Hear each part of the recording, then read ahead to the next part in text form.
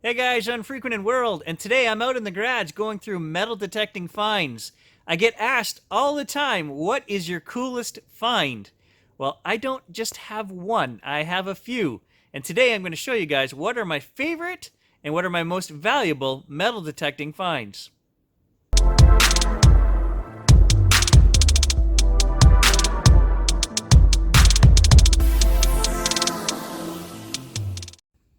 First off, I've got a whole tub of 1930s and before bottles. A lot of this stuff I actually just started keeping in the last year. So quite a bit this spring, a little bit last fall. I've left more bottles in the bush than I know what to do with, guys. There's probably about $400 worth of bottles in here. All kinds of old medicine stuff, 1800s bottles in here. I got a couple little ones. We're not going to get into too in-depth with these, but I'll just show you. That's an 1880s bottle right there. All kinds of old bottles to start with. Everything in this book has been metal detected. Every coin in here. I've got large cents. Most of these are Canadian. Obviously, I live in Canada. So, you know, these were made from like 1885 to 1920, I think, the Canada large cents. Then we get all the regular coins, 1930s, Canada 1 cents. Probably a couple 1920s in there as well. The old Canada 5 cent, they're called fish scale, 1907. I have no idea, I can't read the dates. They're all early 1900s. Silver coins, probably worth about 20 bucks each, something like that. This whole book is full of them. Everything I've dug here. That's actually an American nickel up here, 1905. Just found that this year in one of our spring hunts. Lots of old. There is American coins here too, if you look. That 1926, Lady Liberty right there. So lots of old silver, lots of coins, 30s and 40s, dimes.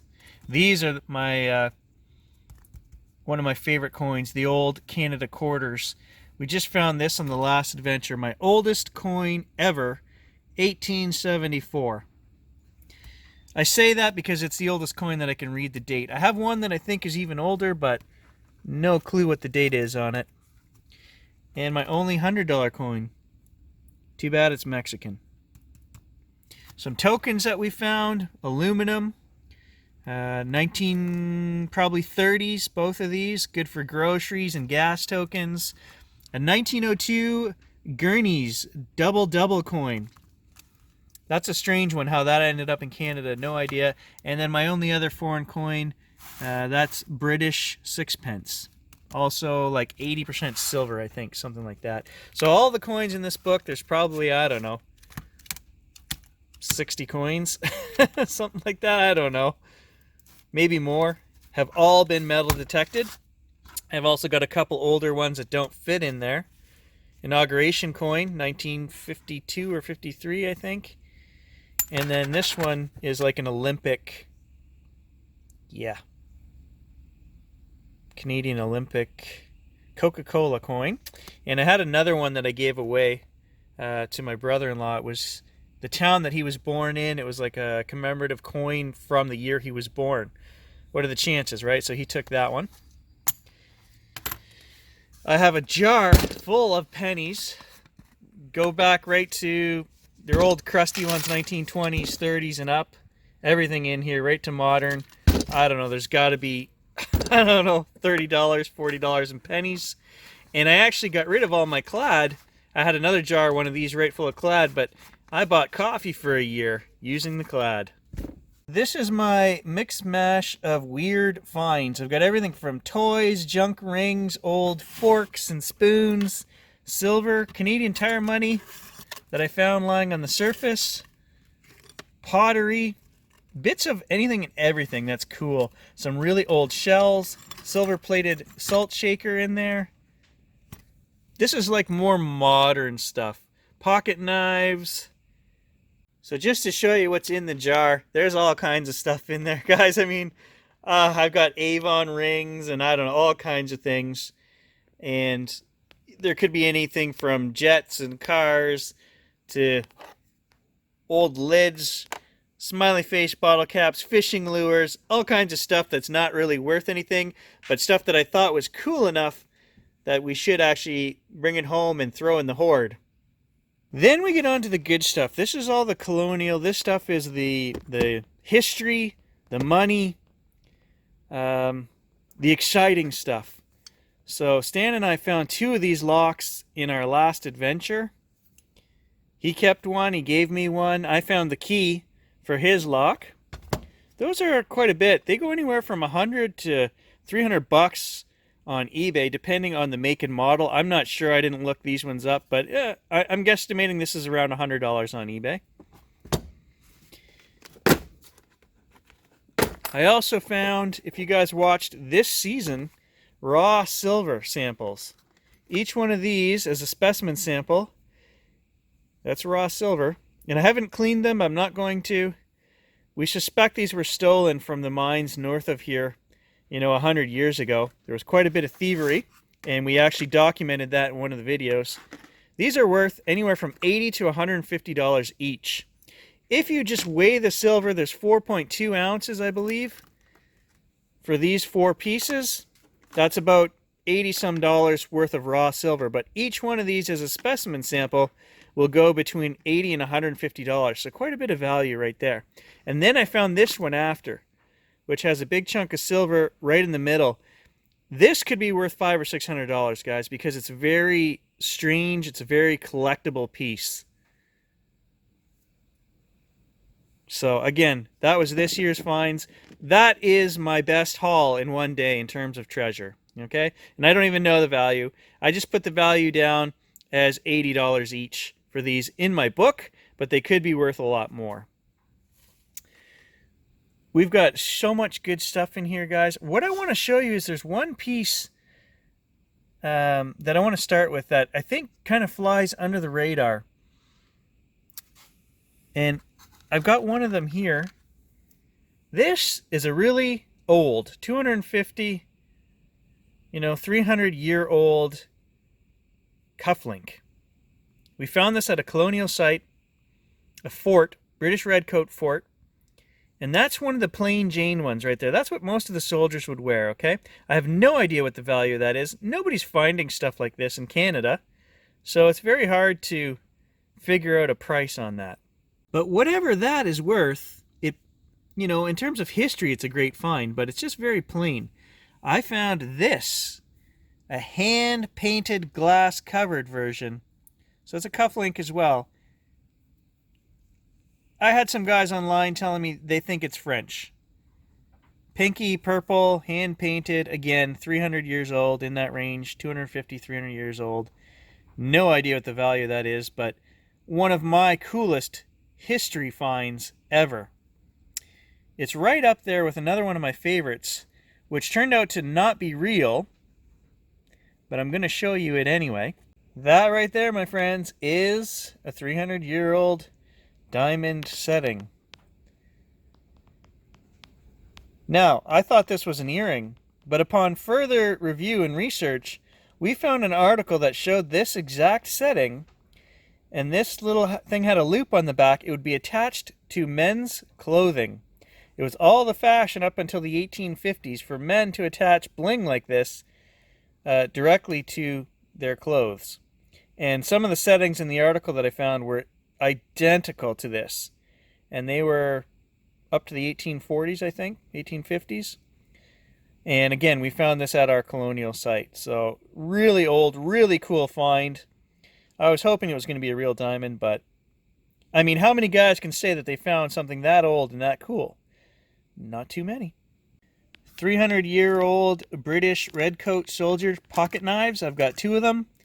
Unfortunately, when you pull some of this stuff out of the ground, and the air gets to it after it's being buried for hundreds of years, it really starts to corrode, and that's what's happened to these 2 guys here. So they're literally falling apart on me, but they were a really cool find. Super fancy 250, 300-year-old, again, Colonial Button. Again, people have told me it almost looks French in design, but I can't verify that. Single solid piece on the back, solid shank with a drilled hole in it, and was probably silver plated. These here, I believed at the time when I found them that they were trade arrows from the English for the natives. We had found some other ones, and it never really dawned on me when I pulled these out of the ground. They're different. These are copper. These are green, and you can see there's copper underneath where, for example, where this one here has been scratched at the bottom. It's hard to see on the camera. Definitely made out of copper. Nothing like the trade arrows we found at our colonial site. These were within half a kilometer of that site, but they're completely different. I think these could be much older, 400, 500, 600 years old, and they would have come from, there was places the natives had down in the states, the northern states, where they were mining copper and making copper arrowheads. And I believe that that's what these are, but that has yet to be determined because I'm not an expert on arrowheads. Some more 300-year-old finds, trade goods. We think that they would have been trading with the natives. So this ring here, I could not identify it. It does have writing on it. I forget what it says, but again, it's probably something they would have traded. This here is called a jangle bead. They would have sold these to the women, the native women, and they would have tied these on their dress to make them jingle and jangle when they danced. So, trade goods. Really cool old finds. One of my coolest finds ever was a Colonial English axe head. Again, 300 years old, but I pulled it out of the swamp and it was down in the peat moss. I actually made some news on that one. I was featured on a few different sites for that. Some guys didn't believe I actually found that because it was pristine. When I pulled it out, the air could not get to it and it looked like it fell out of the canoe yesterday. Maker's marks on it, I think there were 3. And I gave it to Stan because he's a real collector and he likes to put shafts and handles on all these old things that we find and fix them up and restore them. Now that it's been out of the peat moss, you can see it's starting to oxidize a little bit. He showed it to me there a couple months back. It's dried out like a lot of these goods, so we're going to have to get him to finish restoring that. But that was one of my greatest finds. In terms of other axe heads, again, I give them to Stan, I give them away, I leave them in the bush, and apparently some of these, we're finding old ones. French, 300-year-old, Stan's got a few. I know people say these are worth $200-300. I don't do this for the money. I don't sell stuff on eBay. I've left axe heads in the bush, guys. I hate to say it, but I have. In the future, any of the old, cool, the really old ones, I'm definitely going to bring out with me. But some days we find 4, 5, or 6 of these in a day. And I just can't carry that much stuff around. So I've been leaving them. I haven't been great, but it's true. All of the finds, they're on the videos on the channel, guys. You'll see me pull them out, and you'll never see them again because I probably left them there or gave them away. Oh, yeah, I feel it. That's an axe. Oh, look at the condition of that. Not even rusted. Down in there, 14 inches under the swamp where no oxygen could get to it. Look at that.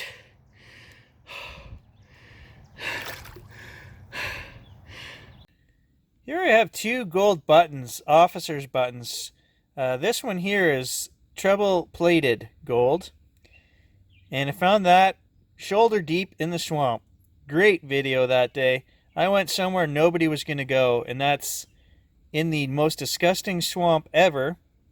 And about 5 feet away, a week later, I found this second button. Different shank. Both gold plated. Oh, there goes my other boot full of water. Jeez.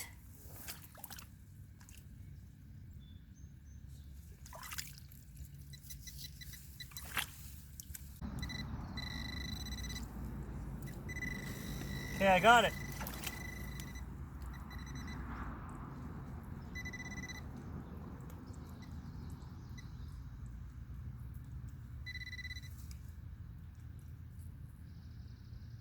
Oh, yes! Look at that! It's another a gold button. But I think my favorite button of all time is this one here. This was found 11 or 12 inches, if I remember correctly, in the ground under an 8-inch round root, with part of the root growing directly through the button. And it is old. I know because I actually found it on an old button site, and I dated that button to 1791. And that's silver, guys. I've also found a whole hoard of Canadian military buttons, World War I and a World War II badge. This badge is from the 230th Brigade out of Ottawa. And in pristine condition, these things can fetch a couple $100. So mine might be worth $100, I don't know. But history value, again, what was it doing here out in a Nipissing field, you know? To me, it's all about the history. Like I said, I don't sell any of my finds, so I like to try to puzzle out how did it get here and then just end up discarded in a field. Old shotgun shell that somebody turned into a whistle. Found that on one of the railroad stations that we detected. 1880s. That's when that would have been created. I also find all kinds of fancy bling. I think that piece there is a watch piece on the bottom. This is some kind of sash or belt clasp. Both of those pieces fit together. We've got a gold earring. We've got a silver earring. And a piece of I don't know what. But I find all kinds of this stuff right back early 1900s. And these two might even be older. I have actually found a couple real rings. 2 gold and 2 silver. But I gave those away to friends and family members. This one here actually is silver too. I don't know why it hasn't been given away yet, but it's just here waiting for a finger that it fits. They're pretty small. It's like a little kid's ring, that one. How about a jumping trout with an emerald eye and diamonds for scales? And I never did test those little diamonds. I don't think they're real, but you never know. Sometimes a mystery is better left unsolved. You ever find a shotgun shell that big? Me either. Only once. And I still don't know what that is. That's old, that's heavy. Man, you wouldn't want to carry a pocket full of those around. Religious medallions, I find them all the time. So I've got a couple here, and then in my other jar back here, I've got another 3 or 4. And I had a silver one, which I actually just gave to my mom last night. She came over for dinner, and we were looking through all my finds, and that's kind of what inspired today's video. And she's very religious, my mom. She saw a nice little silver, something very similar to that piece there. And I cleaned it up and gave it to her last night. Told her, you know, just take it home and wear it. And that's what I do with my good stuff, guys. I give it away to people I love. I will never make money from this hobby because I'm not interested in selling anything. I don't know. I'd prefer to find something, and if I can give it away and somebody will actually use it or wear it, hey, it's yours. My plan is to bury every bit of this stuff, bottles, even the chunks of silver, everything. Someday, I'm going to bury this in a field somewhere so that somebody's going to find it in 500 years, and they'll have my treasure hoard. Everything you're looking at here, and over here are all on the channel. Every bit of this you guys can find, and you'll see me digging up. In terms of my favorite things, the most valuable things, has to be this set over here, the military stuff, and then all of these things which I took the time to show you guys individually, some of the older colonial stuff, the chunks of silver, and then my coin book. Obviously those are my most valuable and probably the things that I'm happiest to find because they have the most history that go with them as well. And there you have it, guys. A look at Gary's 4-year treasure hoard of metal detecting goodies. The good stuff, the cheap stuff, the fun stuff. That's it. That's what I've amassed, guys. Thanks for joining me. Stay tuned. I'll be out in the field again later this week.